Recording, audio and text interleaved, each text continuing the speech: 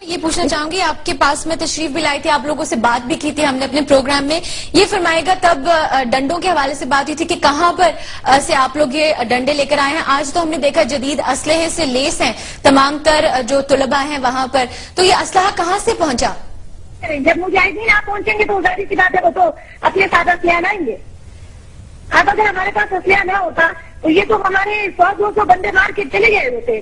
مجاہدین کہاں سے آپ پہنچے ہیں؟ جی آپ نے کہا مجاہدین آپ پہنچیں گے، تو مجاہدین کہاں سے آپ پہنچے ہیں؟ مجاہدین آ گئے ہیں اور انہوں نے سامنے والے انوائرمنٹ دفتر میں ایک جنریٹ پھیلا ہے اور ہمیں نہیں پتا. جب عمارت دھماکے سے اڑی ہے تو ہمارا بھی پورا مدرسہ اڑا ہے. ہم یہ سمجھے شاید کچھ اور ہمارے یہاں کچھ ہوا ہے، لیکن جب ہم نے دیکھا کھڑکیوں وغیرہ سے تو سامنے والی عمارت میں آگ لگی ہوئی تھی. تب ہمیں پتا لگا ہے کہ بچوں یہ جو ہمارے مجاہدین بھائی آئے ہیں ام حسان صاحبہ، یہ مجاہدین بھائی کہاں سے آئے ہیں؟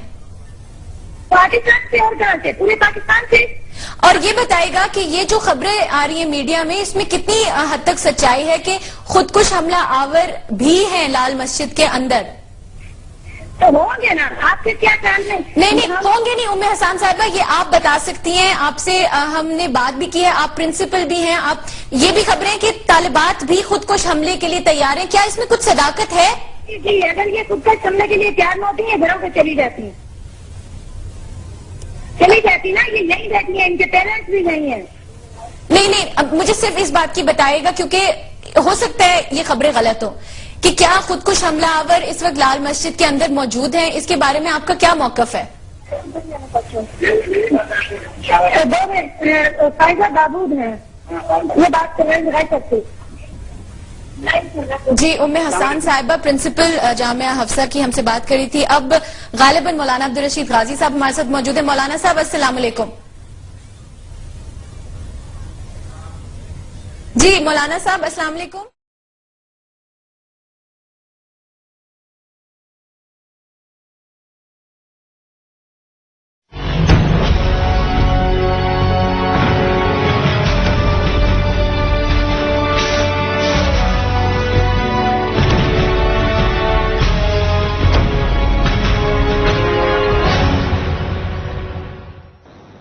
بسم اللہ الرحمن الرحیم.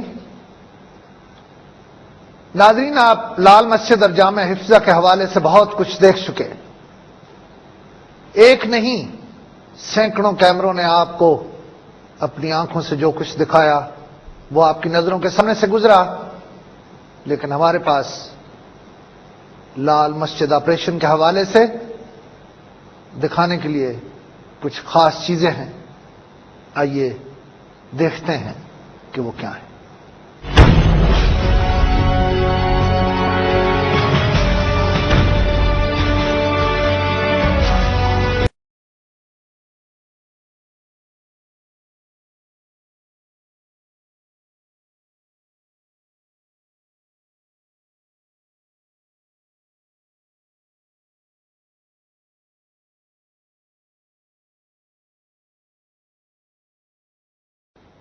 شامل تھے.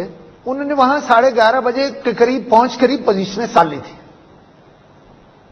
اور واقعات کو فلم بند کرنا شروع کر دیا تھا. اور 11:30 بجے کے قریب وہ واقعہ پیش آیا جس پر آج تک یہ طے نہیں ہو سکا کہ پہل کس نے کی تھی. لال مسجد و جامعہ حفظہ غازی عبدالرشید کہتے رہے پہل پولیس اور انتظامیہ نے کی تھی، لیکن حکومت اور انتظامیہ کہتی ہے پہل لال مسجد والوں نے کی تھی. ناظرین، کیمرے کی آنکھ تو کبھی جھوٹ نہیں بولتی. آئیے ٹی وی 1 کے کیمرے آپ کو ایگزیکٹ وہ منظر دکھاتے ہیں جو اس وقت پیش آیا، اور یہ منظر دیکھنے کے بعد آپ فیصلہ دیجیے گا کہ پہل کس نے کی تھی.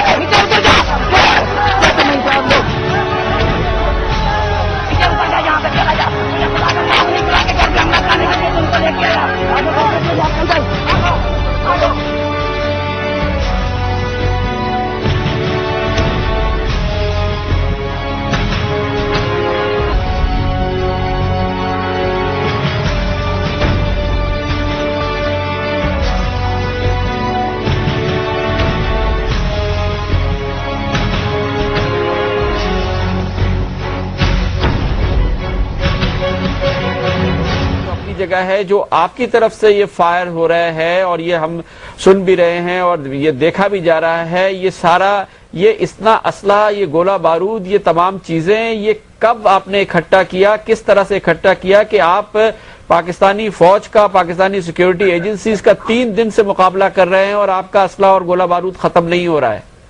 پہلی بات مان رہے ہیں کہ وہ جو پہلے دن جو واقعہ ہوا جس میں رینجرز کا یہ لانس نائک شہید ہوا، اس کی ذمہ داری تو آپ مان رہے ہیں، تو یہ ایک بہت بڑی بات ہے کیونکہ اسی سے یہ پورا واقعہ شروع ہوا ہے اور یہ 4 دن سے جو گھن گرج ہو رہی ہے اور یہ جو ایک لڑائی ہو رہی ہے، اگر آپ کی طرف سے کوئی فائر نہیں ہوتا اور آپ کی طرف سے مزاحمت نہیں ہوتی تو یہ تو اندر چلے جاتے سیکیورٹی فورسز اور قبضہ کر لیتے۔ اس کا مطلب یہ کہ آپ کے پاس اتنی سخت، اتنی قوت، اتنا اسلحہ، اتنا گولہ بارود موجود ہے کہ آپ اس پوری فوج کا مقابلہ کر رہے ہیں۔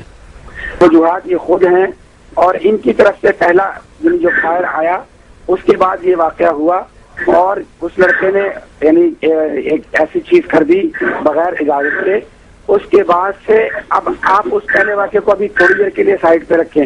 ارے غائب صاحب، جس لڑکے نے بغیر ارادے سے یہ رینجرز کے شخص کو ہلاک کیا ہے اسی کو حوالے کر دیں آپ حکومت کے، آپ اس کو تو سمجھ رہے ہیں نا کہ اس نے تو قتل کیا ہے۔ اس نے فائر کھولا ہے نا جناب، آپ اس کو اپریشیٹ کریں اس بات کو۔ میں یہ کہہ رہا ہوں کہ پہلے اس نے فائر کھولا، اس نے کر دیا۔ میں یہ کہہ رہا ہوں کہ ہمارے 70-80 کے مقابلے میں یہ بتا دیں کہ ان کے کتنے زخمی ہوئے ہیں اور کتنے جو ہیں وہ اموات ہوئی ہیں، ذرا ابھی ان سے پوچھ کے مجھے بتائیں۔ آپ کے 70-80 کہاں ہیں، لیکن غائب صاحب ابھی پھر بھی آپ برائے مہربانی یہ تو بتائیے کہ یہ جو آپ دفاع کر رہے ہیں اور اتنی بڑی مزاحمت کر رہے ہیں، اس کی قوت اتنی سخت، اس مسجد میں، اس دینی مدرسے میں اتنا اسلحہ، اتنا گولہ بارود آپ نے کب جمع کیا، کیسے جمع کیا، کیوں جمع کیا؟ یہ راستہ ہے کہ یہ کارروائی کریں اور ہم ان کے ساتھ جو ہے دفاع کرتے کرتے سارے کے سارے جو ہیں وہ شہید ہو جائیں۔ ہم گرفتاری سے موت کو ترجیح دیں گے۔ یہ ایک ڈیسائیڈڈ چیز ہے جس کو اب میں تبدیل نہیں کر سکتا۔ بہت بہت شکریہ عبدالرشید غازی ہمارے ساتھ تھے لال مسجد سے۔